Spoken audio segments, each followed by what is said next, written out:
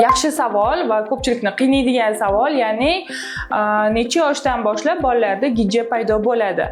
Aslida gijja ko'p holatlarda 2 yoshdan keyin organizmda ko'payishi boshlaydi, belgilar berishi boshlaydi, chunki 2 yoshdan boshlab bola ko'p bolalar bilan, insonlar bilan muloqotga kirishni boshlaydi, turli xil o'yinchoqlarni o'ynashni boshlaydi hamda ko'chada, bolalar maydonchasida o'ynashni boshlaydi. Shunda bola xohlaysizmi yo'qmi, baribir gigiyena qoidalariga rioya qilmaydi. Va bundan tashqari bog'cha yoshiga yetganda, maktabga borganda o'sha gijja ko'payishni boshlaydi va ota-onalar belgilarini, ya'ni bolasida kuzatilayotgan o'sha gijja borligi belgilarini ko'p kuzatishadi.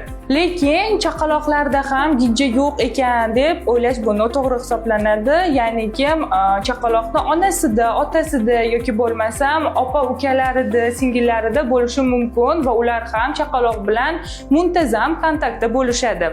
Bundan xulosa qilib aytamizki, parazitlar, ya'ni gijjalar chaqaloqlarda ham kuzatilishi mumkin. Xo'p, gijja borligini birlamchi belgilari qanday bo'ladi? Ya'ni bola jizzaki, asabiy bo'lib qoladi, qorni tez muntazam og'riydigan bo'lib, qorin dam bo'lishlari, kechki bezovtaliklar bo'ladi yoki tish g'ijillatish holatlari, terida turli xil toshmalar yoki bo'lmasam dog'lar paydo bo'lishni boshlaydi. Va bundan tashqari ishtahasizlik kuzatiladi yoki aksi bo'ladi, ya'ni bolani ishtahasi zo'r bo'lib ko'p ovqatga, ayniqsa shirinlikka ruju qo'yib qo'yadi. Farzandingizda yuqorida sanab o'tilgan belgilar kuzatilayotgan bo'lsa, albatta Riki mahsuloti ichirish kerak bo'ladi.